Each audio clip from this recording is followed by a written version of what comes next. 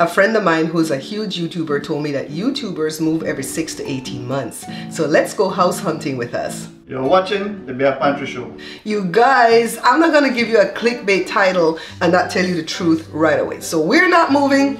I love my beautiful home, my beautiful backyard, and the town in which I live. But one of Jada's friends is moving from across the pond. Now when I told Joe this, Joe didn't understand what I meant. So just in case you don't know that phrase, it means they live in the UK. So they're moving from across the pond to California, and they found a place that they may want to rent, but they're not here to see it. So they asked Jada to go see it. Jada couldn't go because she had to work, so she asked Joe and me to go and see the place. So we picked up my sister because it's in the town where she lives, and we went over to the place. So we pulled up, right away we see that parking is on the street. That would be a problem for me. Yes, I used to live in LA when I first got married to Joe, and parking was on the street, but it was annoying. You don't want to go to the store ever because when you come back, you might not find parking.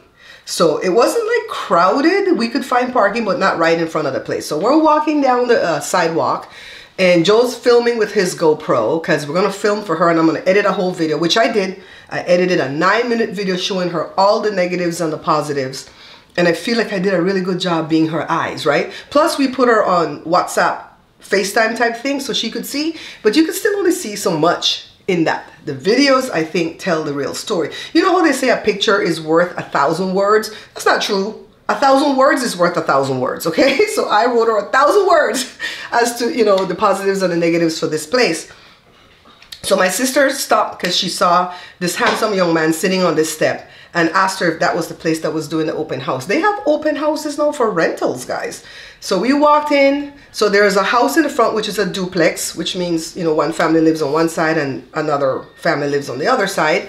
And then the middle house is what my friend would rent, or Jada's, she's my friend too, Jada's friend would rent. And then there's a ADU, which is another add-on place that they could use as an office, because that middle house is the house that uses that space for office, not the other houses, because there's a house in the back. So I didn't have a really good feel for the square footage of the place because it has an open concept with vaulted ceilings. So that makes it feel a lot bigger. But Joe is really good at feeling square footage when it comes to homes. Joe is really good at knowing what people weigh. He can tell you, child, you don't nobody in here can lie about their weight to Joe, especially the females. Joe, why do you have that ability? He's sitting on his computer. I think Joe is that person that can tell you how many jelly beans are in the jar at the fair and win the prize too, okay? So anyways, Joe felt right away like it was 800 square feet, and it was. When I Googled it later, I found out that it was 800 square feet, 2-bedroom, 2-bath. I feel like it's a nice space for the young lady and her significant other, but to come out the door to go to that unit, because they're going to do music, you know, they're part of the team that Jada belongs to. They're going to do music. They would have to put things on the wall to buffer that music to not annoy the neighbors that are in the back and in the front. And what if the front neighbors are noisy, right? I feel like even though a lot of light comes into that place, I feel like you have no privacy from the back house and the front house. And even though there's a little space in front of the master bedroom that you could close off the fence and sit out there, yeah, you can sit and they won't see you, but they can still hear you. You won't be able to have any type of conversations, especially for somebody like me that projects. I don't talk loudly, but I do enunciate and project when I talk because Joe is hearing impaired. So I have to talk a little bit loudly and more clearly, right? So it was a wonderful experience. The young man renting the place was amazing. I'm not going to show, you know, his face, the tenant's face, stuff like that, you know, just privacy. They didn't tell me I couldn't, but I'm usually like that. I don't show people unless I ask them, can I show them? And I did tell them, I'm filming for my friend, but I'm not going to be showing you guys on my show because my sister already opened her mouth and goes, she does YouTube. So anyways, the young man said, when I told him we're from Belize originally, how we met this beautiful young lady, you know, by Jada busking and stuff, he was like, man, that's an amazing story. And he goes, I just came back from Belize. I went over there on vacation fly fishing. Are you kidding me? I'm going to tell her that. Yeah. You like it over there? Oh, it's beautiful. Yeah. What did you go do? Can I ask? Fly fishing. I knew you had to go be doing something crazy. That's when I go back, I want to go fishing and I go back. Yeah. Jada, Tracy, did Sam tell you he was in Belize? Sam? Yeah. Huh? I just told him we're from Belize. Oh. So that was a connection. So if my friend wants this place, she could get it. I really feel like she could get it. I think if she doesn't get it, it's because she doesn't want it. And I don't know that she should take that place. Honestly, as beautiful as the inside was, and I think she could be happy in there, it's too cramped in the yard for me, but that's for me. I feel like she could rent a space out here, you know, for maybe the same money or a little bit less money, but get like bigger square footage in the house, 2-story pool, backyard, stuff like that, right? But I'm not suggesting that, because they like that neck of the woods, because that's where all the music happens. That's where Hollywood has moved to, that neck of the woods. All right, so this was a wonderful, we had an awesome day. We had fun with my sister. We went to her house afterwards and chilled. And then we came home. We stopped at Costco. I don't know if I filmed that. Joe says, let's buy a whole pizza to take it home for, you know, Josh and Jada too. And when he bought the pizza, they told him 1 hour wait. And we were ravenously hungry. We were fasting all day. I think we were fasting over 25 hours. And so I told him, look, go buy me a hot dog. I can't do the pizza because of the cheese. And let's eat that. And by the time we got through eating it, the stuff was ready. They lied. So then we came home and brought that for the kids, and they're still eating that right now, because that was on Saturday. Today is Monday when I'm doing this recording. And today's what? Monday the 11th of March. Today's one of my uncle's birthdays too. When I got home Saturday evening after I recovered from the trip, I made chocolate tres leches cake for the cake book. I didn't really film too much of that. The next day I made the whipped frosting, and I found out an easy way to do the whipped frosting where that chocolate powder, the cocoa powder, doesn't go over everything. So I was like whipping the heavy cream first and then adding that in, and that was a nightmare. Well, now I found out that you can add the powder into the heavy cream while it's still chilled, and then kind of mix it in as best as you can, and then it won't go over everything. So that's a little trick that I'll put in the cake book. That cake came out amazing, and Josh already got some yesterday, and I think it's time to give away. So then the next morning, the next day, Sunday, I made a pineapple upside down cake. Now, I've had a recipe for pineapple upside down cake that was tasty, but the cake, it was crumbly. So I didn't like it.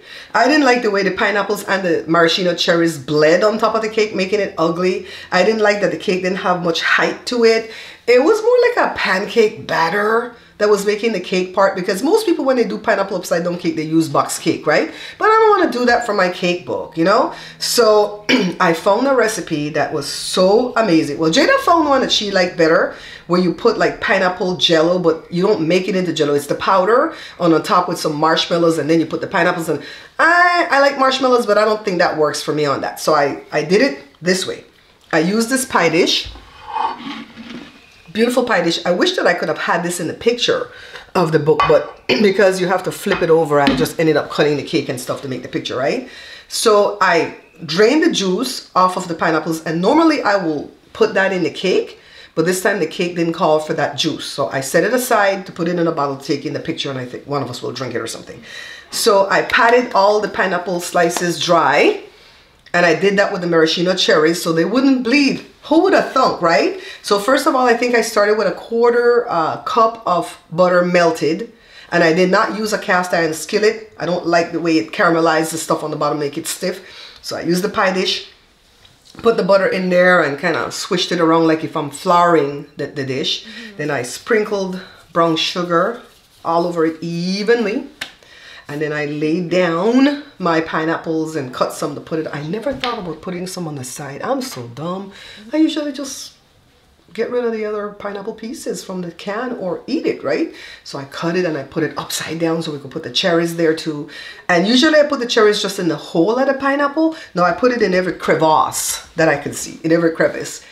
And so then I set that aside, and now it's time to work on the cake. And the cake is actually a cake. What does that mean, Barbara?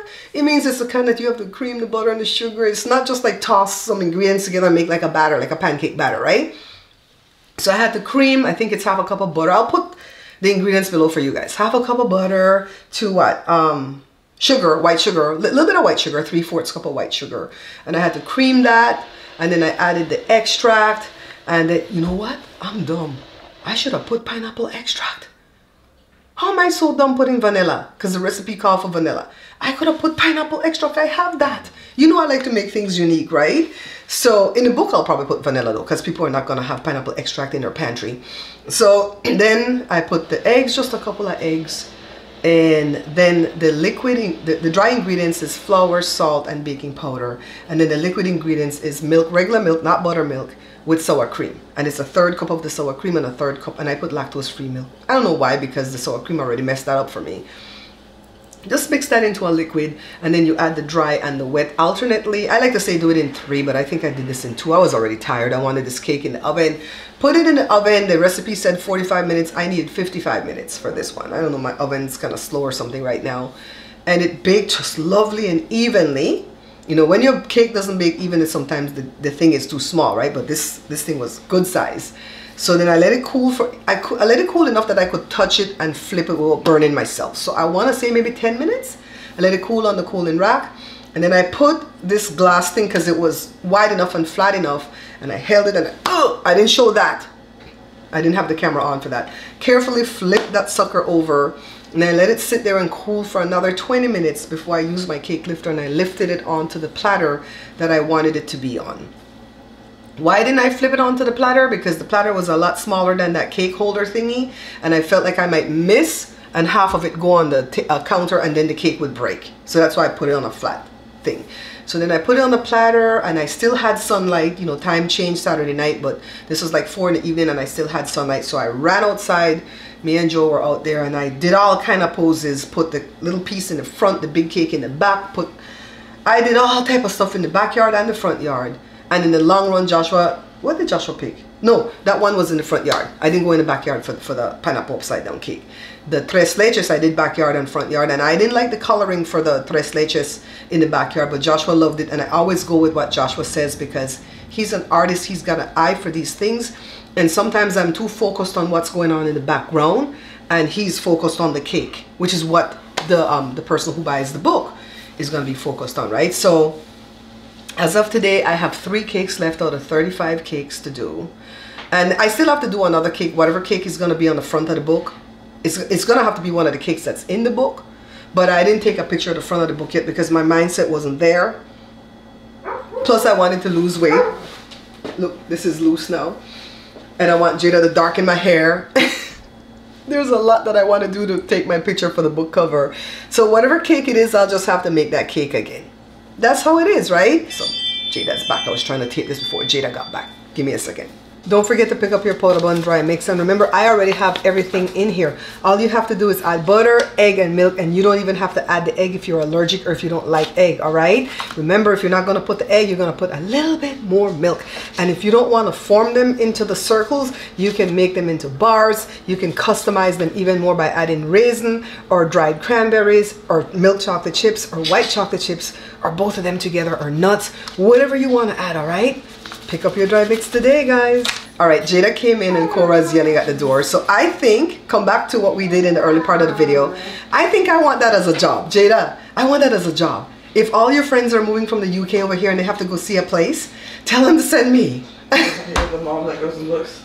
I want to go look at the place and tell them the ins and outs of the place, all right? We still haven't heard if she's going to take the place or not. And I'm not pressing because I don't want to be in that decision making. They need to make up their own mind based on what I've filmed. So guys, I hope you like what I've produced here today. I really want to do different things, not walk away from food completely, but just do different things on the show. So if you like this, give me a thumbs up, share the video out for me, leave me a comment. I look forward to your comments, and I'll see you guys in the next video. Bye! I forgot to tell you guys to subscribe, but I figure if you're on YouTube watching a YouTuber, you already know that you have to subscribe, right? Subscribe! This is the Beth Andrews Show.